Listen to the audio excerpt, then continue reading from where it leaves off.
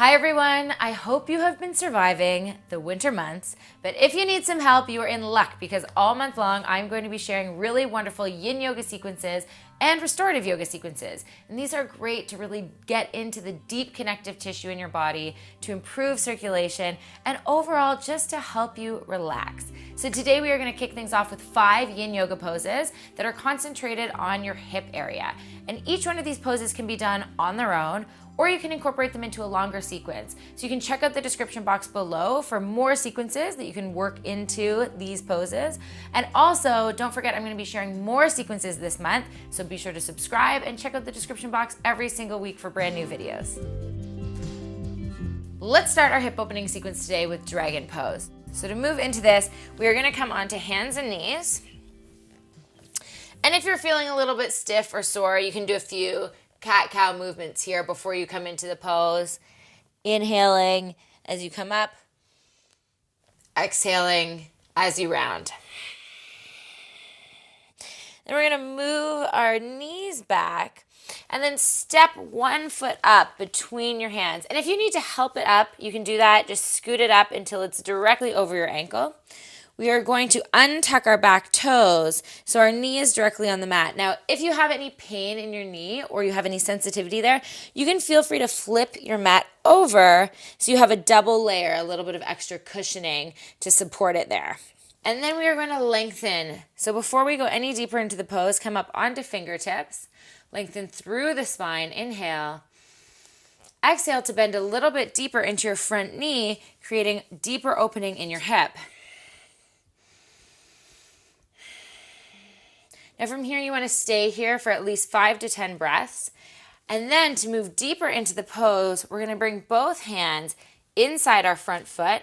You can walk our front foot out to the side, even come onto the blade edge of that foot, keeping it flexed.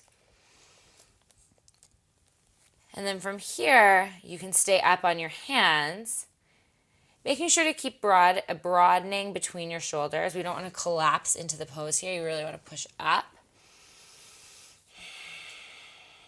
And either stay here, or you can grab a block, and you can come down a little bit further.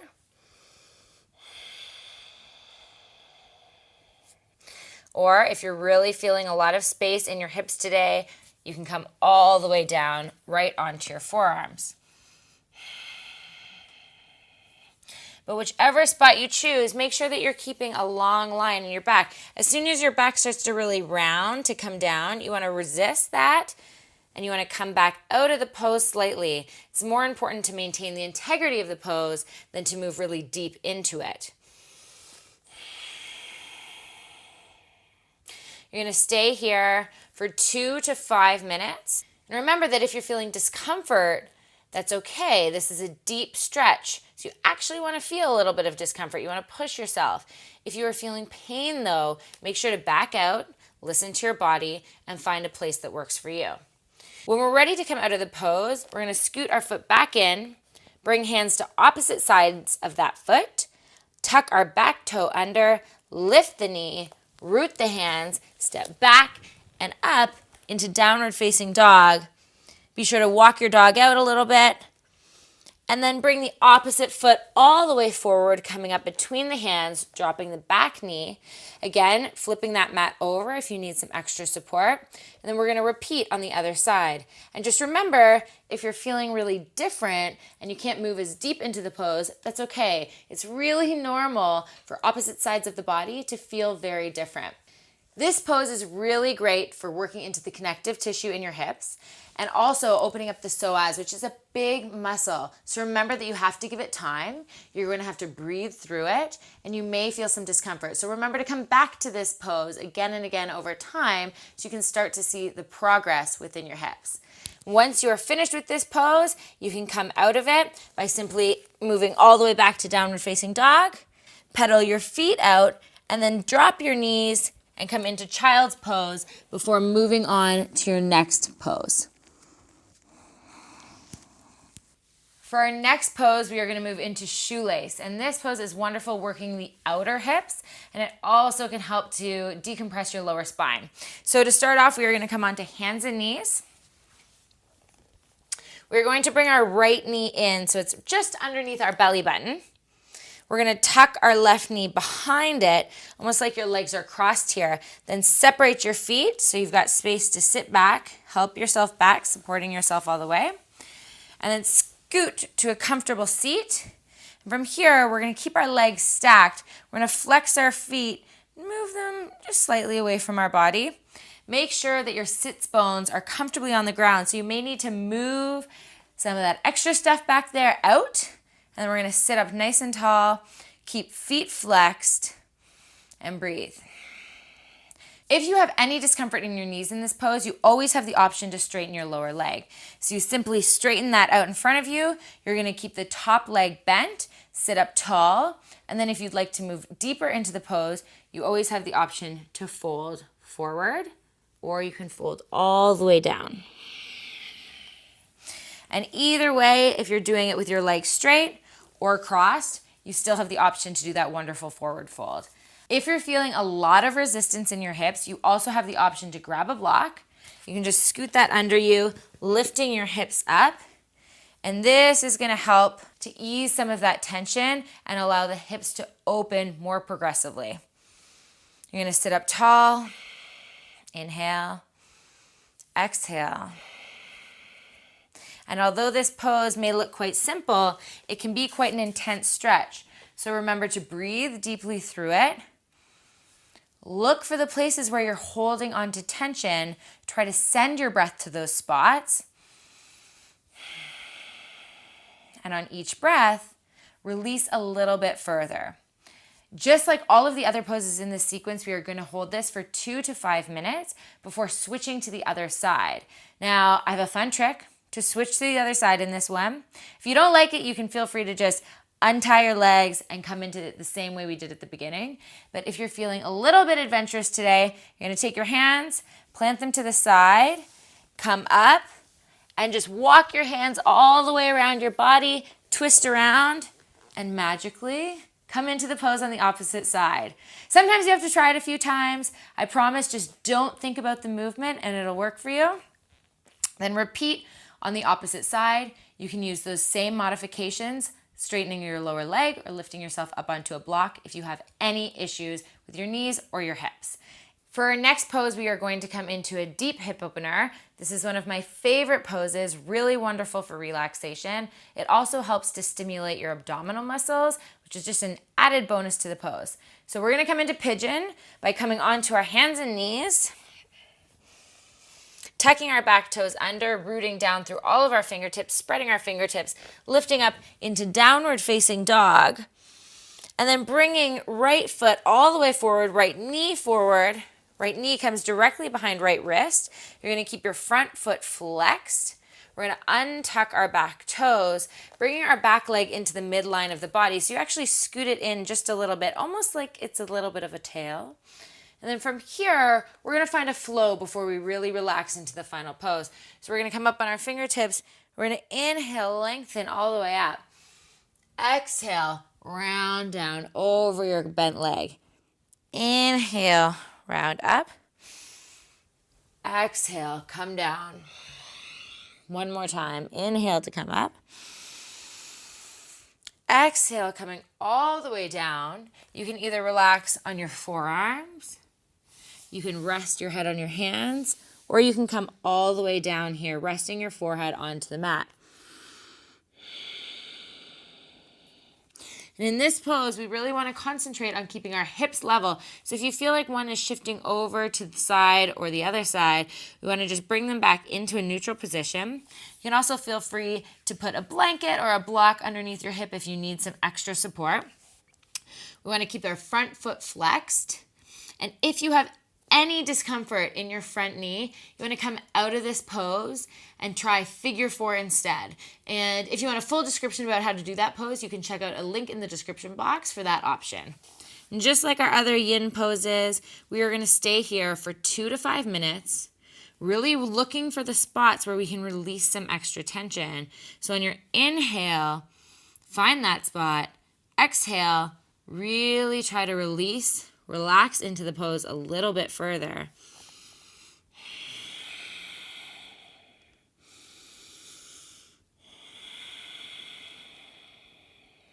When you're ready to come out, we're going to tuck our back toe under, come back up onto our front fingertips, round your whole body back up, plant your hands, tuck those back toes, step back and up into downward facing dog. You might feel a little bit of discomfort in your hip, so feel free to walk your knees back and forth. You might even want to do a little bit of a fire hydrant pose here, finding some circulation in your hip after that pose.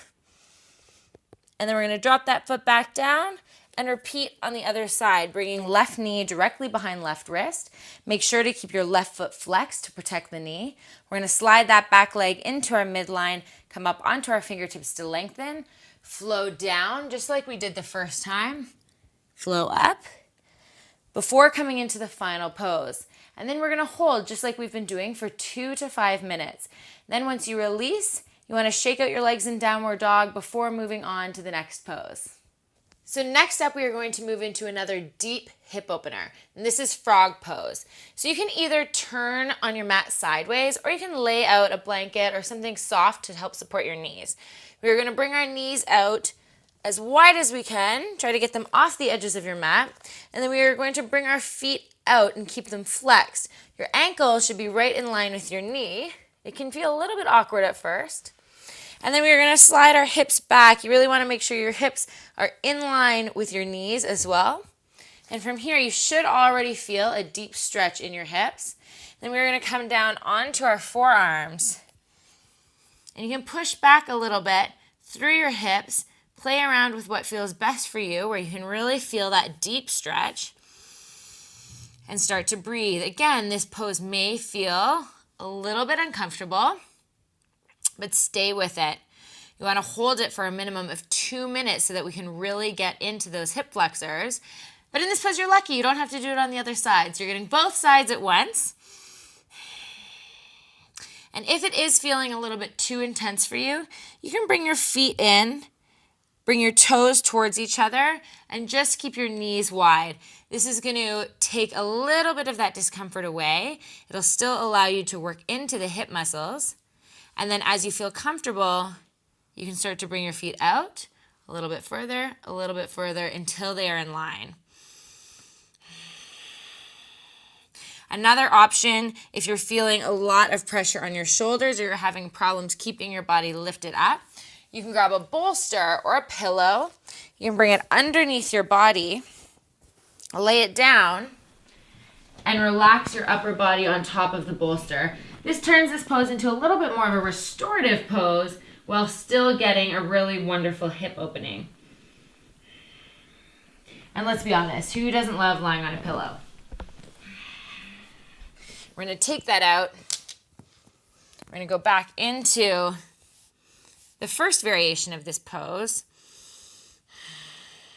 Keep holding it, opening up through your hips, also massaging your digestive organs here. And when you're ready to come out, there's a few different options. You can simply slide forward and then slide your feet back and come all the way onto your stomach, lifting your knees up and windshield wipering them back and forth. Or you can lie all the way down to your stomach. Really find something that feels good for you here to work out some of the discomfort that you may be feeling in your hips after. You can also lie all the way down. Find a little bit of movement in your lower back to release the hips a little bit further. And while you're at it, you can just take a little rest before we move into our next pose. For our final Yin Yoga pose today, we are going to move into a reclined bound angle. Now this is great to do at the end of a practice because it can kind of double as a relaxation pose. It's also a really wonderful one to do before bed. I often actually do this one while I'm lying in bed before I go to sleep. Just helps me decompress a little bit, stretch through the hips before I fall asleep. So we're going to start cross-legged. We're going to turn to the side on our mat. We're going to bring our feet together so the soles of our feet are touching.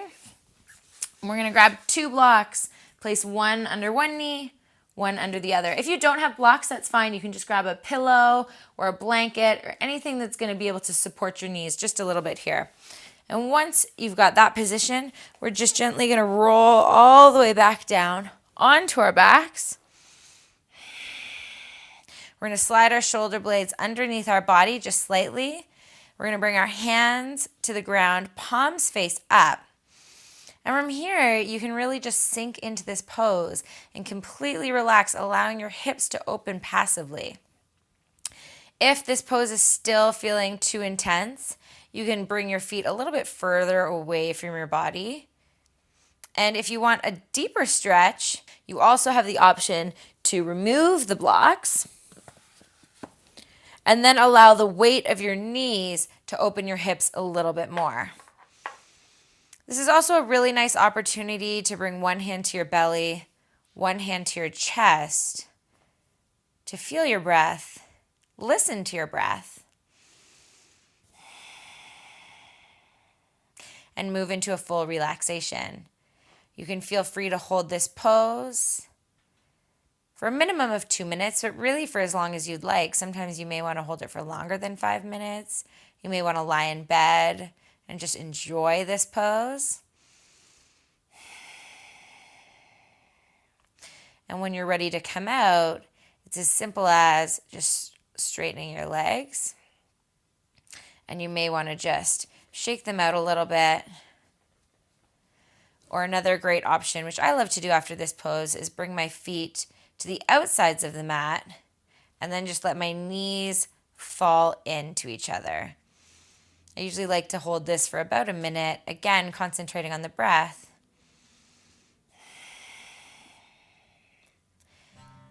And once you want to move out, you can either finish your yoga practice here, or hopefully you're just going straight to sleep.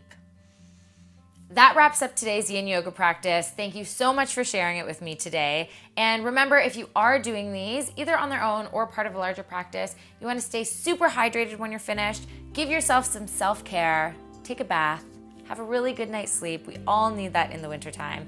And don't forget to subscribe and come back next week because I'm going to be sharing more Yin Yoga poses for your shoulders and your lower back.